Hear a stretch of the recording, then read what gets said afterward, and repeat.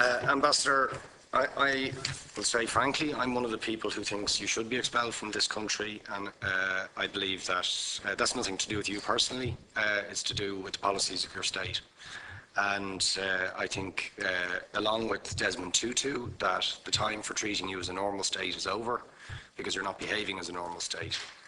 And I just want to ask you questions, really, in relation to that contention. And I would just say, for the record, it certainly isn't motivated by anti-Semitism in my case. I mean, for example, when disgraceful attempts were being made to downplay the horrors of the Holocaust by people like David Irving, I brought a Jewish Auschwitz survivor to this city to organise meetings and get her on national television to remind the Irish people about the horrors of the Holocaust.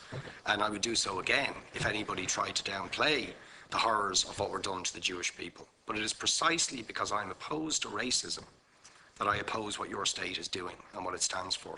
So I just want to ask you a few questions in relation to that. And I should also say, by the way, I lived for a year on Moshav Neot Hakikar in the Dead Sea in 1987, 2 weeks before the first Intifada broke out. That leads me to my first question. You have tried to cover over what you have done, the killings of innocent people in Gaza on 3 separate occasions over recent years, the seizure of Palestinian land and so on, by attacking Hamas. Now, why don't you just admit that Hamas didn't exist when the first Intifada took place? They didn't set up an armed wing until the early 1990s. And that there was a reason that PLO were in Tunis at the time, exiled, effectively not present. But the ordinary Palestinians rose up because you denied them basic rights. I lived there. It was apartheid. It was racism. It was endemic. It was rotten. Absolutely, I was shocked within weeks of living there to see how you treated Palestinian people. And isn't it the fact that the law of return, which is the basic law of the Israeli state, is a racist apartheid law because it confers rights on Jews that it denies to Palestinians? It allows, for example, if I was Jewish and had never stepped foot in Israel, I could claim citizenship there tomorrow, but 6 million people whose origins are in what you now call Israel, who were forced out in 1947 or 48, do not have that right. Isn't that part of the reason why the Palestinians are in dispute with Israelis? Because you deny them the right to return to their homes and to their land and to their villages, and that they have a legitimate claim, even under international law, to return, but you deny them that right. Why do you deny them that right? And why do you give that right to other people who have no connection whatsoever with the land, whether you call it Israel or whether you call it Palestine? Why do you continue to seize land, if you're serious about Oslo and the two-state solution? Why do you continue to seize land, which under that agreement is land designated to be Palestinian land?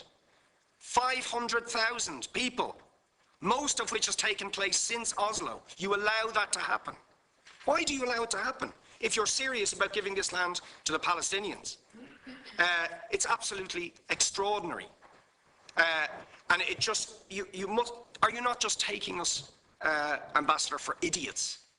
That you can say with a straight face, we're serious about peace, but while we're serious about peace, we're going to seize Palestinian land.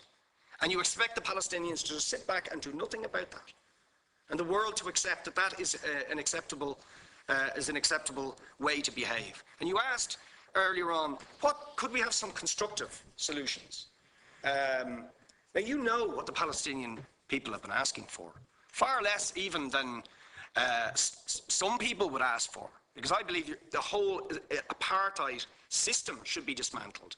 But what they've asked for is to lift the siege of Gaza. Just to lift the siege of Gaza. Let them have an airport. Let them have ports.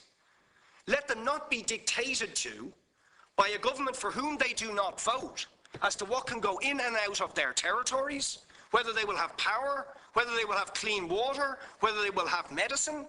What makes you think you're allowed to have nuclear weapons and the 4th biggest army in the world and visit destruction on the people of Gaza, but they have no right to defend themselves? They have no territorial sovereignty over that land. Would you ask questions, please? How do you justify that? Yeah. All right. How do you justify those double standards? And very lastly, Ambassador, people like Bishop Tutu, Nelson Mandela, and I would certainly describe your state as a apartheid state, with different laws for people depending on their race or religion.